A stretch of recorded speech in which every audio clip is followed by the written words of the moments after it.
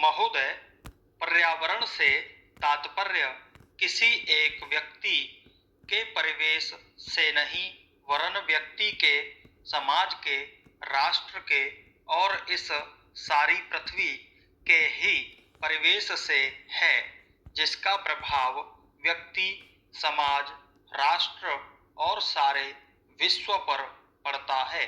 पर्यावरण से तात्पर्य पेड़ पौधों, नदी, पहाड़ या किसी तंत्र विशेष से नहीं वरन उस समग्र वास्तविकता से है जिस पर मानव मात्र का अस्तित्व और उसका संपूर्ण आध्यात्मिक एवं भौतिक विकास निर्भर है।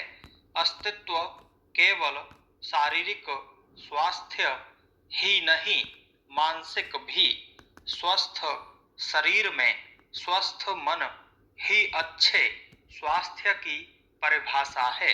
शारीरिक स्वास्थ्य हमारे आहार पर निर्भर है, जिसका स्रोत इस पृथ्वी का जल, थल, वायुमंडल है।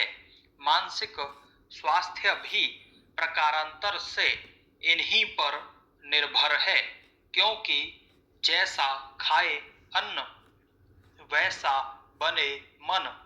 स्वस्थ जीवन पर सबसे अधिक प्रभाव हमारे चिंतन का, हमारी परंपराओं का और उन सब परिस्थितियों का पड़ता है जो हमारे ऊपर आरोपित हैं या की गई हैं या की जा रही हैं। इसलिए पर्यावरण या परिवेश में जल, थल, वायु ही नहीं बल्कि वे सारे घटक महत्वपूर्ण हैं जिनका कुछ भी प्रभाव हमारे जीवन पर, हमारी क्रियाशीलता पर पड़ता है। जैसे हमारे विचार, हमारे आचरण और हमारी परंपराएं एवं संस्कृति आदि सदा से मानव की आकांक्षा, उन्नति और विकास की रही है।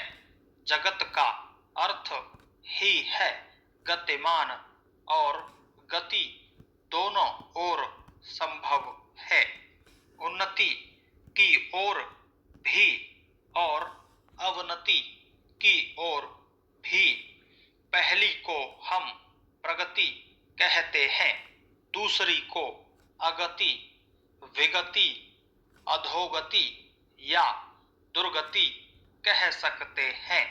वास्तव में मनुष्य ऐसा जटिल प्राणी है जिसमें अनेक विरोधाभासी और असंगत प्रतीत होने वाली प्रवृत्तियां और प्रतिक्रियाएं होती हैं। वह कानून और व्यवस्था की मांग करता है, किंतु चलचित्र, दूरदर्शन आदि में स्वतः भड़की हिंसा या खेलों में युक्तिपूर्वक की गई हिंसा अथवा अनीति से मंत्रमुग्ध भी हो जाता है। मनुष्य अपनी ही जाति या वर्ग के व्यक्तियों के प्रति प्रायः बहुत अधिक प्रतिद्वंद्वी होता है, किंतु कोई बाहरी खतरा उपस्थित होने पर उनके प्रति हद से ज्यादा सहयोगी बन जाता है। वह सड़कों पर या युद्धों में सामूहिक विनाश के प्रति उदासीन रहता है, किंतु किसी खान में फंसे हुए एक व्यक्ति या किसी कुएं में गिरे हुए एक बालक की रक्षा करने के लिए ढेरों साधन जुटा लेता है। कुछ विद्वान कहते हैं कि मनुष्य बंदर की संतान हो या न हो, किंतु उसमें खालिस बंदर की द्वैध प्रकृति प्रायः ही होती है। उसमें शाकाहारी बंदरों की स्वाभाविक जिज्ञासा भी होती है, जो अत्यंत संगठित गिरोहों में रहते हैं और भांति भांति का मांस खाने में मजा लेते हैं। मनुष्य की ऐसी परस्पर विरोधी इच्छा आकांक्षाओं से निपटना असंभव होता है, फिर भी किसी प्रकार का संतुलित मध्यम मार्ग अपनाना अनिवार्य होता है। यही बुद्धिमानी का रास्ता है। विद्वानों ने मानव की मूलभूत आवश्यकताओं को 5 स्तरों में रखा है।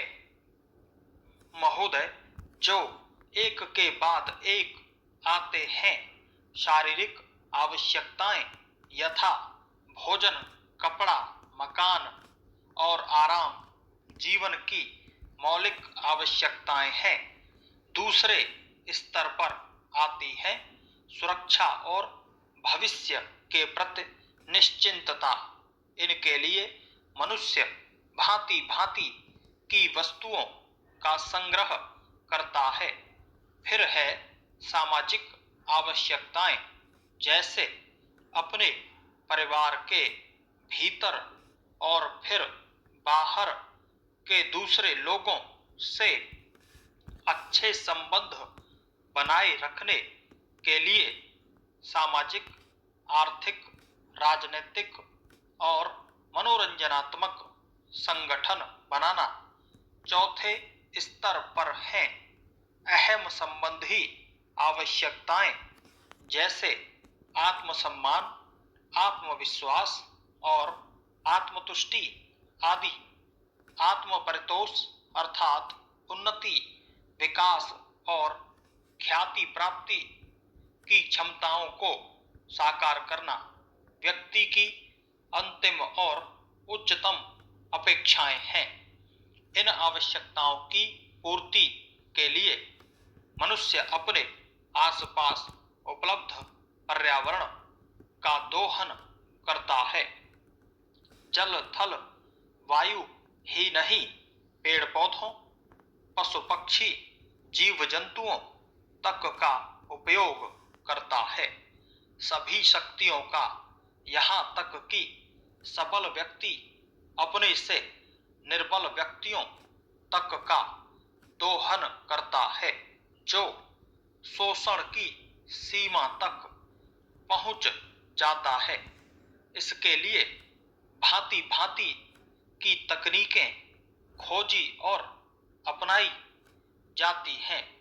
प्रौद्योगिकी ने मनुष्य की भांति भांति की आवश्यकता की वस्तुएं अभूतपूर्व प्रचुरता से देकर संतुष्ट किया है और आवश्यकता की सीमा रेखा भी खिसकाई है। विलासिता और सजावट की ऐसी सामग्री भी दी है, जो अब बहुत कुछ आवश्यकताओं में गिनी जाने लगी हैं।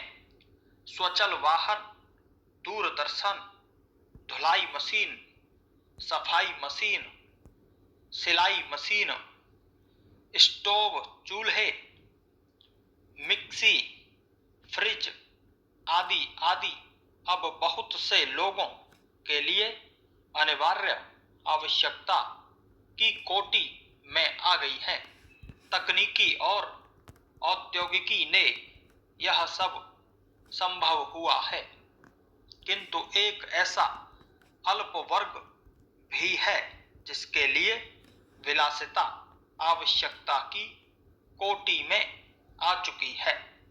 विज्ञान की जन समुदाय के लिए तो मौलिक न्यूनतम आवश्यकताएं भी विलासिता ही बनी हुई है।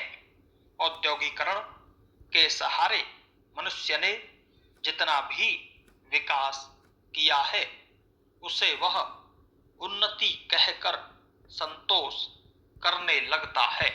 और अपनी द्वैध प्रकृति के कारण यह ध्यान नहीं देता कि इस विकास से वर्ग भेद पनपा है। अमीरी गरीबी के बीच की खाई चौड़ी हुई है।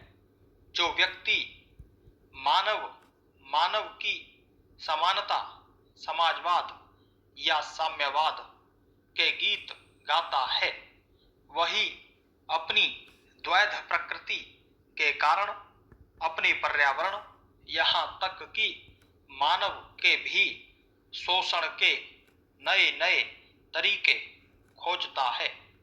यह शोषण बलात्कार की सीमा तक पहुंच गया है।